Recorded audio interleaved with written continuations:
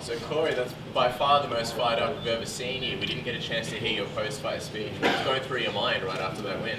I mean, I did exactly what I wanted to do. You know, I was, with the build-up played out perfect. You know, I talked to my brother the other day, and he told me when you go out there, I know you hurting, bro, because I'm hurting for you. You know, you got this will be your 14th fight. And I'm sitting here watching the media, hearing what the people say, and it's kind of crazy because you beat the top guys and they still disrespect you. They give you no love, and it hurts because you my little brother. I know how hard you worked your whole life and stuff like this, and the disrespect. And he told me straight up, you need to go out there, say, if you can get him to ground and pound. If not, you can get it through the 815 ass whooping. Let him feel your hurt with them knuckles. I don't think nothing else. Me and my coaches, we knew we the best in the light heavyweight division. You know, people don't realize I started this with 3 fights. I came here from 3 fights, Ultimate Fighter won it, I'm here. Here we are, 17, 18 fights later, I'm still standing. So the post-fight was pretty much just telling him there's levels to this, man. I said it in a more of a tired tone and disrespectful way, but pretty much what I told him is levels. Build your way up. Quit trying to jump up. This is my place. I earned my spot. Now go back and earn yours. There's levels to this shit. Cool. Yeah, you kind of brushed off a lot of the criticism pre-fight, but clearly a lot of emotions. How fulfilling was it to not only win the fight, but do it so emphatically and sort of shut up all the naysayers? It's one of the best feelings in the world. You know? Like I said before, I've been, the way I live my life, the way my life has been a lot of times, I've earned different things and it just never was given to me, you know? Like I said, we're in a world now where you don't get what you earn anymore, you get what you take. And I'm out there and took it from you. We saw obviously Raz put on a big finish over Chris Weidman. How would you compare your statement to his and make your case sort of for why you should be the next guy to be fighting John Jones? My case is he knocked out Chris Weidman. I just knocked out the hype train. You know, Chris Weidman had how many losses in his last fight. You know, Chris is my guy. I love him to death. You know, we trained together, helped him with the Luke Rocco. Nothing against him at all. He's a great mixed martial artist and I respect the hell out of him. But it ain't like he went out there and knocked out a guy that was the hype train that they was pushing to the title.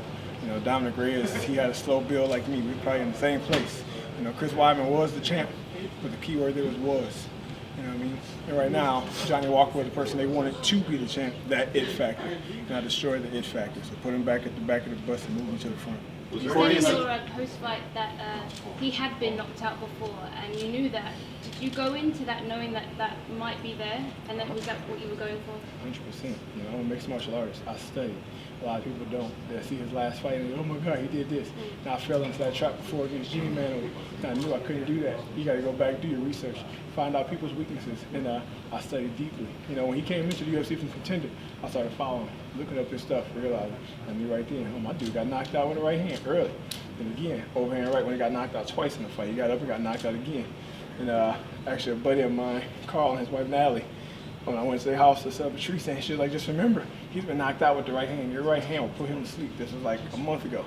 And I told her, we already planned on it. We're going to set it up the right way. If we get the takedown, we're going to ground and pound. If not, we know the right hand will be there. So I went in there with my mixed martial arts skills and an open mind and focused on the chin.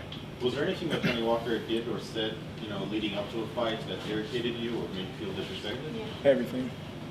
And his presence, him being here.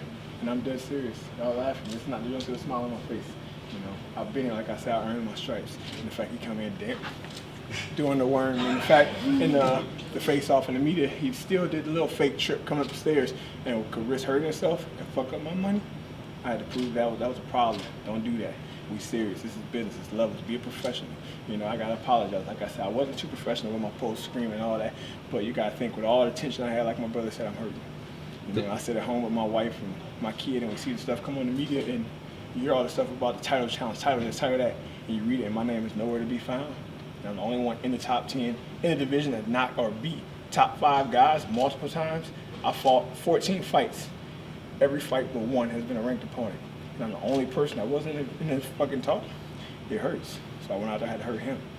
Have you seen what John Jones has tweeted recently? Well, you asked. I'm gonna let him ask. Sorry, you already went. Let me see what you said. Sorry, I was just gonna say.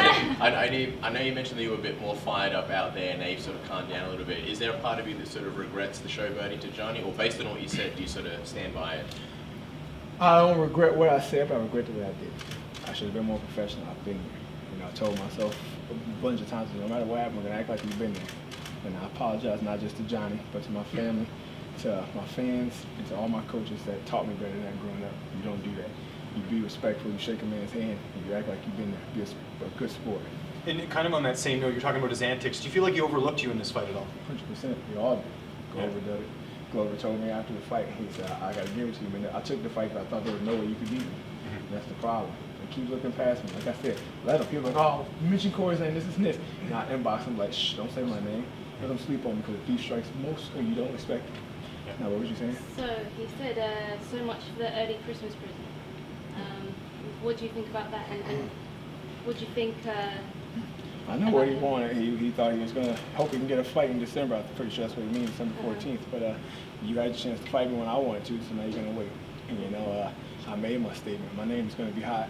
It's like you strike when the iron's hot. I'm hot right now. You can't say I'm not. So it's my terms, you know. I know you're the champ. But I got things I want to do, things I got to handle, and I'll be ready. I'm still going to be training. Don't worry. But when the time comes and we negotiate this contract, whatever it is, we'll set the date and we're going to dance. Because Dana White told TMZ that they're looking at this Reyes fight. Will you guys be going to Dana White after this and trying to get the conversation started right away, trying to get in there before they sort of book this Reyes thing? Because it looks like they're targeting it already. I'll leave that to my managers. You know, if they want to give it to Reyes and they want to go in December, that's fine. I'll fight the winner when I'm ready. Corey, last month in an interview with The Athletic, you said that this was an opportunity to say fuck you to the UFC. I'm assuming you feel pretty vindicated. You know, you derailed the hype train, as you said. What happens if they continue to overlook you and they give it to Reyes and then they look for another contender instead of yourself? Release it. If you don't want to give me what I've earned, let me go. I'm hot. I prove my worth. I'll go somewhere where somebody's going to respect me. You know, that's the thing. A lot of people feel like you need the UFC. I don't want to speak out when the shit happened with John Jones at 232. There's a reason why I spoke out. I don't need the UFC. I love being here. Don't get me wrong. I love this. I love my job. I love the opportunity to inspire and go around the world and do that. I've never been a person to depend on somebody for what I need. You know, if I got to go back to working 9 to 5, I'll do it.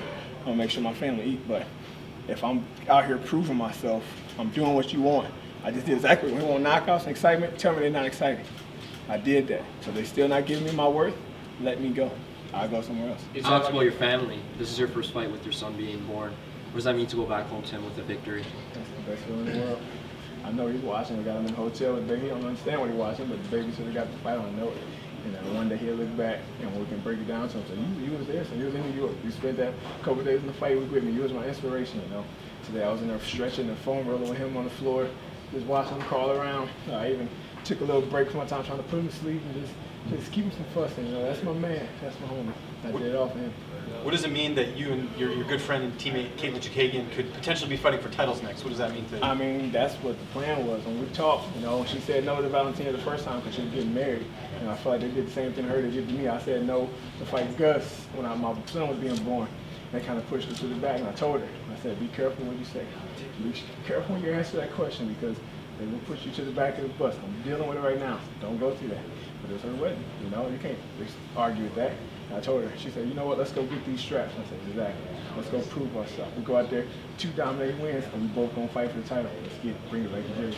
Do you feel like this is a good lesson for your kid as well, that, you know, when you want something, you go out and take it, you don't wait for it, you just, you know, this is kind of setting him up for success down the road as well? 100%. Yeah, 150%. The same thing my father taught me growing up. And it take you getting older to realize, you know, he used to tell me, no, not like I said all the time when I speak like this, not being racial or anything, but I grew up in an all-white neighborhood. So the next time me and my brother, we got pulled over and stuff for no reason. So they always tell me, you're going to do something, you got to make sure you do it 110% more than that.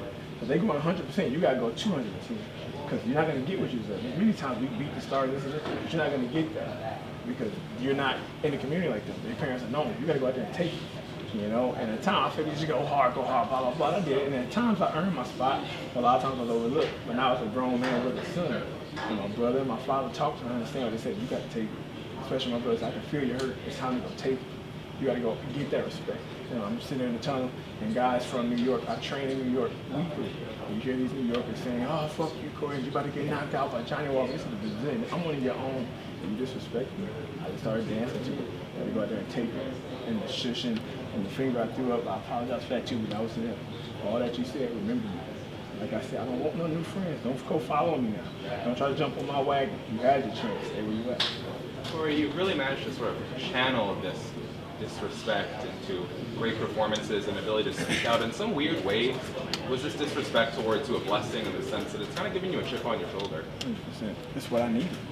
It's what I needed. You know, the fact that they was overlooking and kept saying there's no way Corey could. The same thing they said when I won the Ultimate Fighter. There's no way. Everybody now was like, no way. You can hear him through the wall. No way Corey can win this. He only got 3 fights. He only been fighting for 6 months. Guess what I did? I went out there and won it. 60-second knockouts in the finals. I need that. It put the dog in me. Like I said, the UFC want a dog. They want excitement. They want something to talk about. Did I give it to them? Are you not entertained? I mean, we saw it, for example, a guy like Chael Sonnen for a long time was very respectful, but then when he started speaking out more, he kind of connected with fans on another level. I know you don't want to be disrespectful, but is this going to be the new Corey Anderson that we see that goes out there every single time? You show off your personality a little bit more, you sort of bring that excitement level to the fights as well? I'm trying to fight just like I did today, dominate, but I never go to stoop to the level of Chael Sonnen where I'm talking trash on people before the fight. You know, with that being said, F Chael Sonnen. You know, I heard what he said about me, his little thing. No, but I respect him at the same time, but at the same time, what did you do, Chael? You got there, but you didn't do shit. You know what I mean? He gonna say something to me. Who gets up and stop what they're doing and go watch the TV, see Corey Anderson fight? Well, Chael, I bet you they watching now. I bet you saw it. Do you think the build up to your fight with John Jones will be a tense one? I mean, both of you guys sort of don't really like each other. Do you believe that fight week would be an interesting one for the fans to see? You would hope. I think it could be, you know, because generally a beef between me and him, you know, like I spoke out on him. Nobody else did that. And I know he's got some animosity to me. Like I said, I showed up at his event, his little autograph sign, threw him off, got him all cussing and throwing fingers in front of fans and cursing in front of kids and stuff. You know, it made him look bad in the public. I know he don't like me for that, and that's okay. I didn't go there to get anything started. I went there just to let you know this is my town and my presence is known. Just like this is my division. I'm here, John. Has he DM'd you at all? I know that he DMs a lot of people personally on Twitter and through social media. Does he try to reach out to you behind the scenes and say anything? Nope. He'll say something to my fans. Like he'll go on my post and he called me cornball once. I said something back. He didn't say something. And one of my fans said something to him. He attacked them. He attacks my fans. I always say it like, yo, direct that energy to me. Don't speak to my fans because they can't get their hands on you. I can.